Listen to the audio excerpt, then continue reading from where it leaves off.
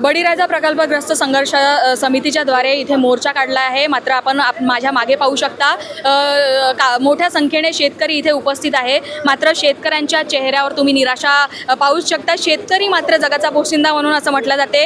हा देश, हा भारत देश हा कृषीप्रधान देश म्हणून म्हटलं जाते। मात्र जेव्हा शेतकऱ्यांच्या पोटावर गोष्ट येते तेव्हा एकही नेता किंवा कोणताही सरकार त्यांच्या बाजूने उभं नाही राहत। आपल्यासोबत काही लोक आहे, आपण जाणून घेऊया हा मोर्चा नेमका कोणत्या संदर्भात काढला आहे आणि यांच्या मागण्या नेमक्या काय आहेत। काय मागण्या?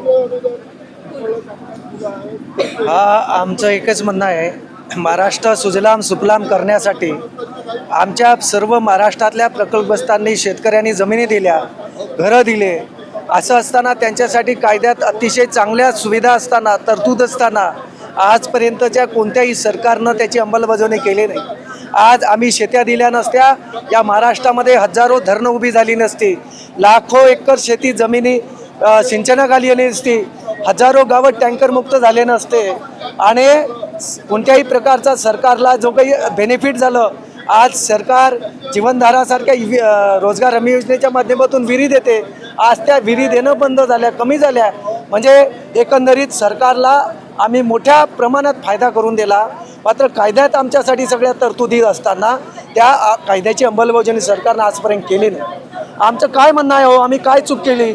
सरकारला आम्ही जमिनी दिल्या, मग सरकारनं कायद्यामध्ये तरतूद आहे, प्रकल्पग्रस्त कुटुंबातल्या एका व्यक्तीला ज्याची शेती आणि घर घेतलं जातं, त्या घरातल्या एका व्यक्तीला शासकीय सेवेमध्ये सामावून घेण्याची 5% समांतर आरक्षणाची मर्यादा आहे।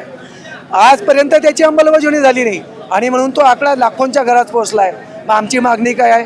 तुम्ही तो आकडा जो फुगलेला आहे तो कमी करायचा असेल तर 15% समांतर आरक्षणी मर्यादा केली पाहिजे।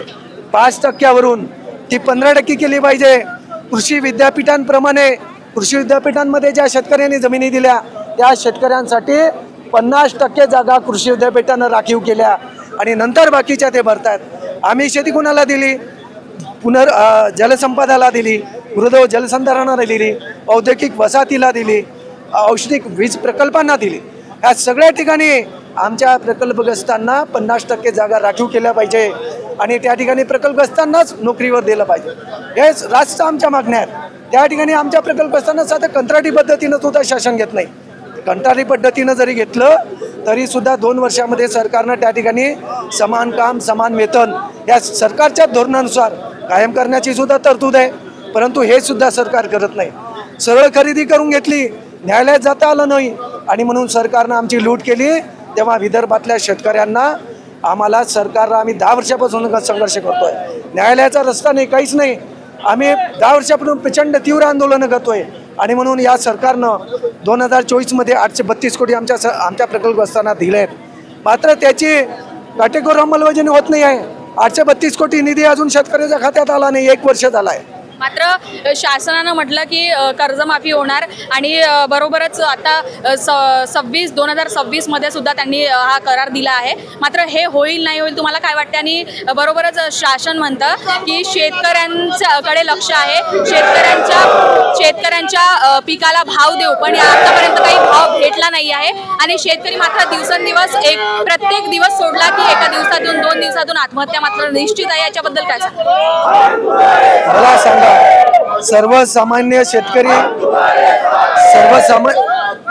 सर्वसामान्य शेतकरीची गोष्ट ठीक आहे, शेतकऱ्यांना कर्जमाफी करणार हे ठीक आहे, चांगली गोष्ट आहे, केलीच पाहिजे। परंतु आमच्या जवळ शेत्याच राहिल्या नाही।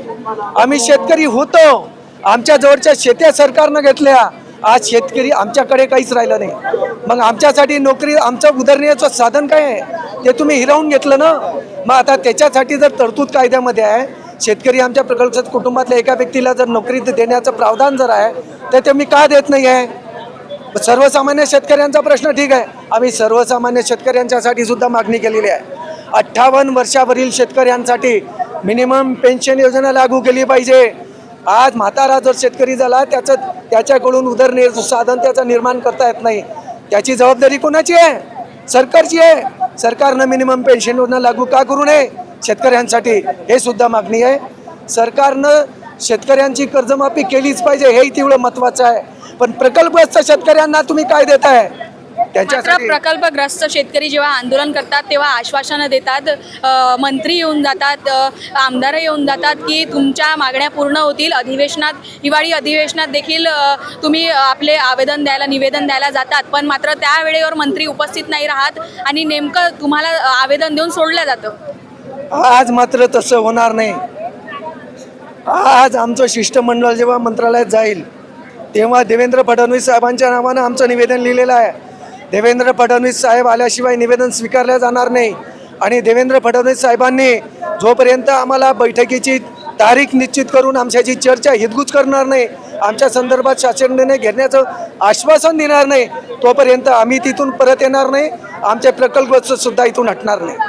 शेतकरी मात्र दिवसेंदिवस कमी होत चालला आहे. शेतकरी सरकारपासून नाराज होऊन शेती सोडण्याच्या विचारावर येऊन आहे. मात्र असं जर झालं तर हा देश जगणार नाही, शेतकरीसुद्धा जगू शकणार नाही. आज जर तुमच्या मागण्या पूर्ण झाल्या नाही तर याच्यानंतरचं शेतकऱ्यांचं म्हणणं किंवा तुमचं म्हणणं काय राहणार? आमचं म्हणणं एकच राहणार आहे, जर आम्ही तुमचे हजारो धरणं उभी करण्यासाठी जर आमच्या शेत्या दिल्या, आमच्या सर्वस्वाचा त्याग केला, उदरनिर्वाह साधा मी तुम्हाला दिलं, जर तुम्ही आमचं हे म्हणणं ऐकून घेऊन आम्हाला जर निर्णय देत नसाल, आम्हाला जर न्याय देत नसाल, तर जे धरणं तुम्ही उभी केले त्या धरणातून मोठमोठ्या शहरांना जो पाणी पुरवठा होतो, भविष्यात तो पाणी पुरवठा आम्ही बंद करू. तुमचे पोलीस किती तिथे बसवणार हे आम्हाला दाखवून दे जा. मग शेतकऱ्यांची आक्रमक भूमिका आपण पाहतच आहे.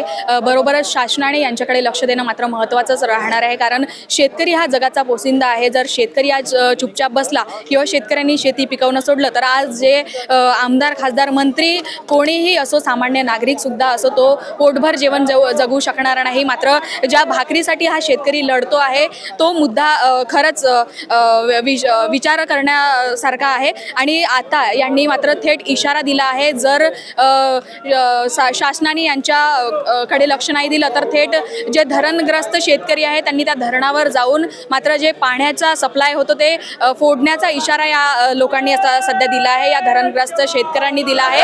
मात्र पाहणं महत्त्वाचं ठरणार आहे की याबाबत शासन काही निर्णय घेणार आणि शेतकऱ्यांना त्यांचा मोल भाव भेटणार की नाही. अविनाश तोतडे सोबत पूजा एरगुडेची रिपोर्ट, नागपूर.